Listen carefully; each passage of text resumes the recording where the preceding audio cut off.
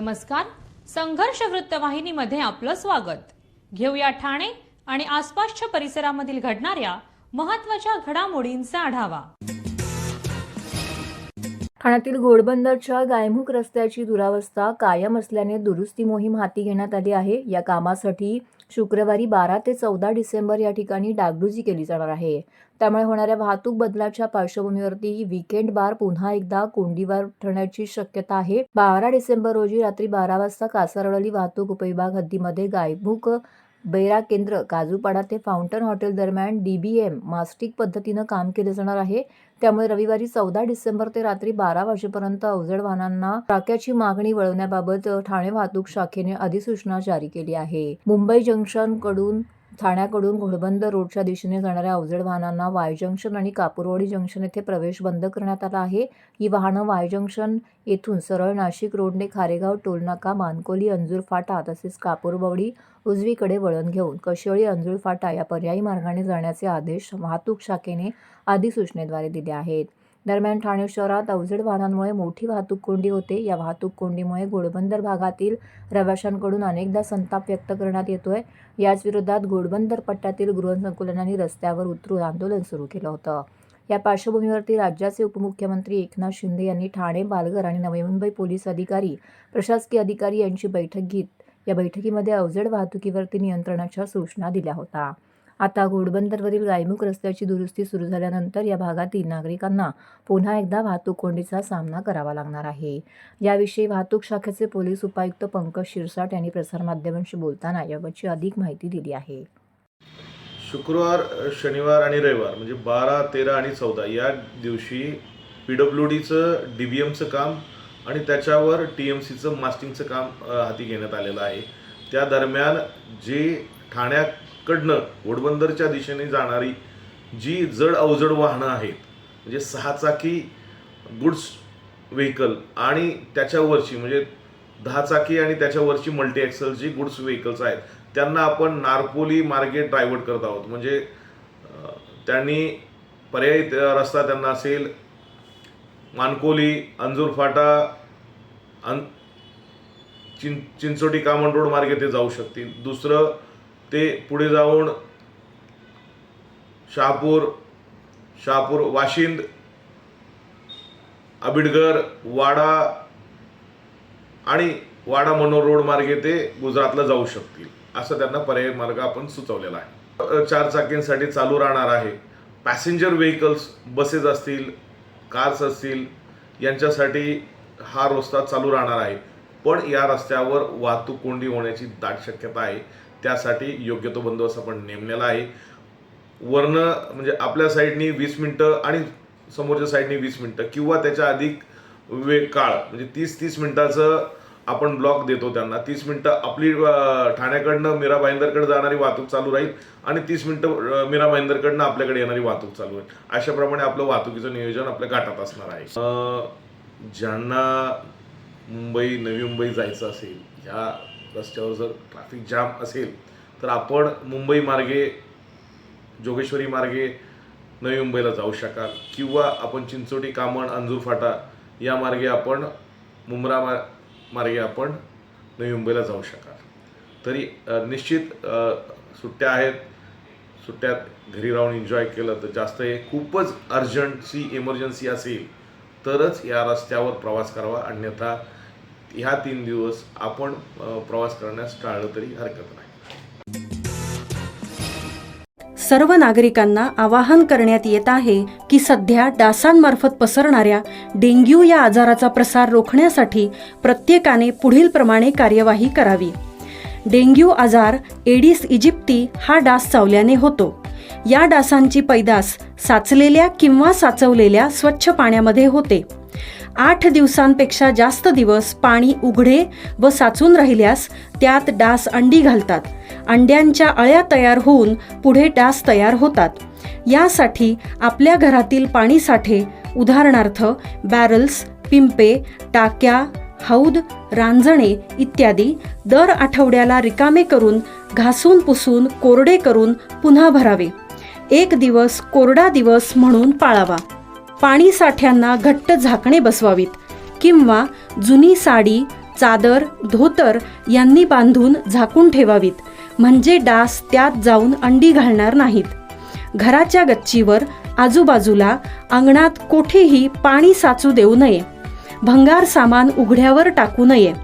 उदाहरणार्थ tyres, plastic सामान, कुंड्या, टाकाऊ वस्तू इत्यादी. अशा सामानात पावसाचे पाणी साठून त्यात डेंग्यूच्या डासांची पैदास होते. घरातील कूलर्स, फ्रीजच्या पाठीमागील ट्रे हे देखील वेळोवेळी कोरडे करावेत. लक्षात ठेवा, नुसत्या फवारणीने डास घनता कमी होत नाही, तर त्यासाठी डास पैदास ठिकाणे नष्ट करणे ही आपल्या सर्वांची जबाबदारी आहे. कोणताही ताप अंगावर न काढता जवळच्या शासकीय रुग्णालयात मोफत औषधोपचार घ्या. अशा प्रकारे नागरिकांनी सहकार्य केल्यास डेंग्यूचा प्रसार रोखणे सहज शक्य आहे.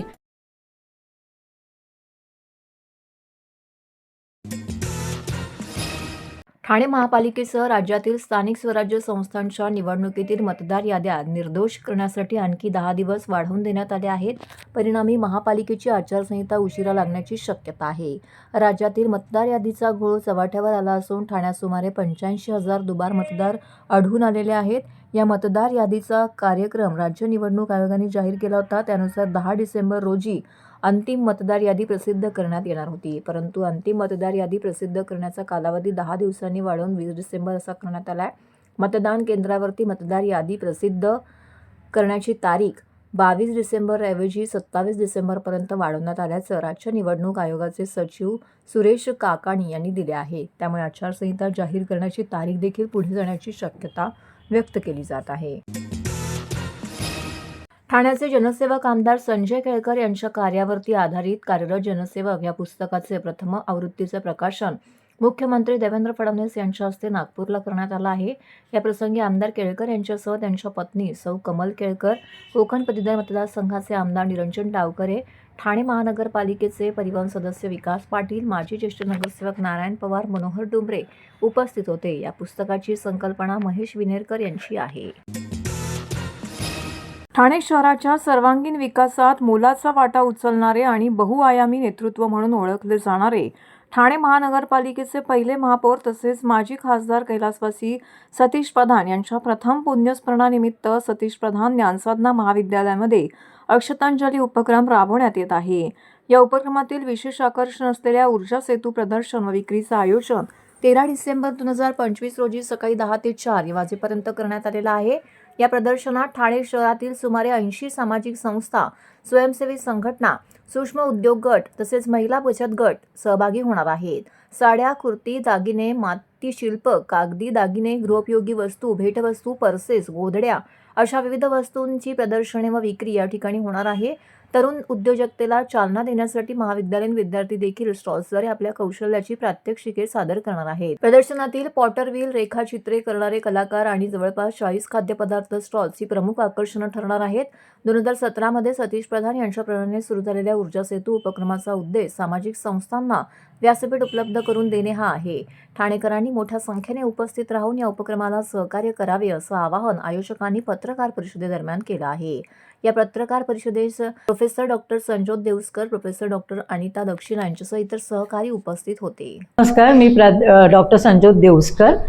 ज्ञानसाधना कॉलेजमध्ये मी गेली 35 वर्ष प्राध्यापिका म्हणून काम करते आणि ऊर्जा सेतू हा जो आमचा उपक्रम आहे गेली 7 वर्ष सुरू आहे, जो सतीश प्रधान सरांच्या अतिशय जवळचा होता आणि त्यांनी आम्हाला खूप भरभरून पाठिंबा दिला होता या उपक्रमासाठी.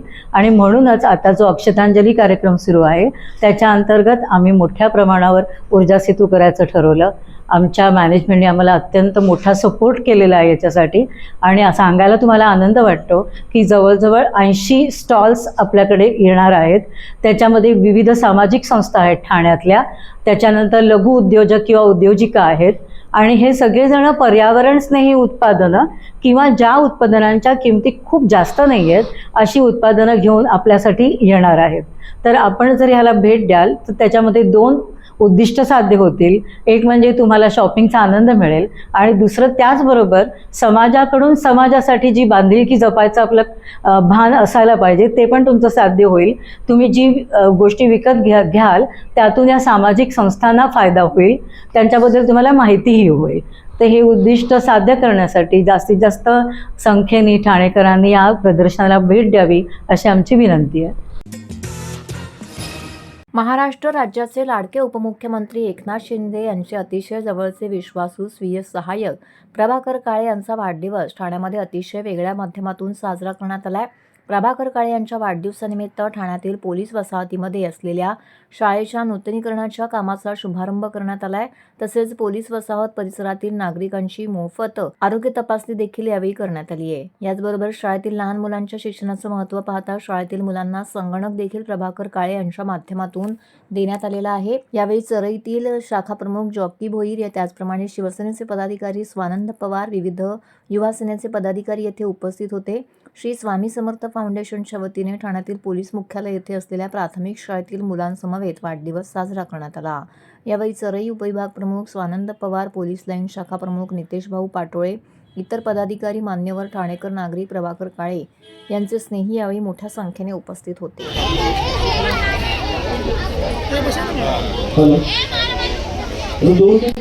आपण कार्यक्रमाला सुरुवात करतोय या ठिकाणी श्री स्वामी समर्थ प्रतिष्ठानतर्फे प्रभाकर काळे सरांना शुभेच्छा देणार आहे. तर मी प्रत्येक मुलांना विनंती करतो की ती प्रत्येकाने गुलाबाचं फूल घेऊन काकांना विनंती करतो त्यांचा परिचय आणि बरोबर व्यक्त करावं. समोर समोर साहेब समोर साहेब समोर साहेब समोर समोर हा. Happy birthday to you, happy birthday to you, happy birthday dear काका, हॅपी बर्थडे.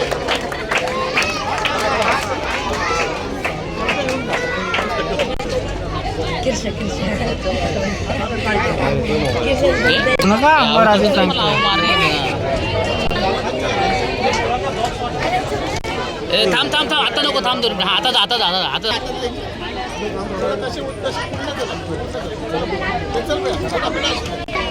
थांब थांब बस झालं बाजूला उभं राहा. थांब थांब ढकलू नको थांब दोन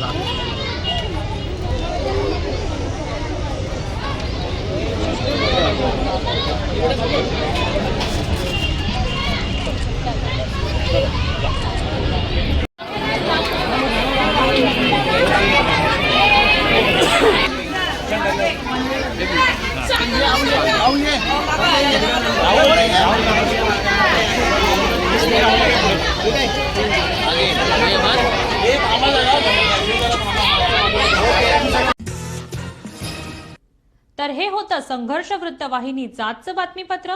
उद्या पुन्हा भेटू याच वेळी याच ठिकाणी ताज्या घडामोडींसह. तोपर्यंत नमस्कार.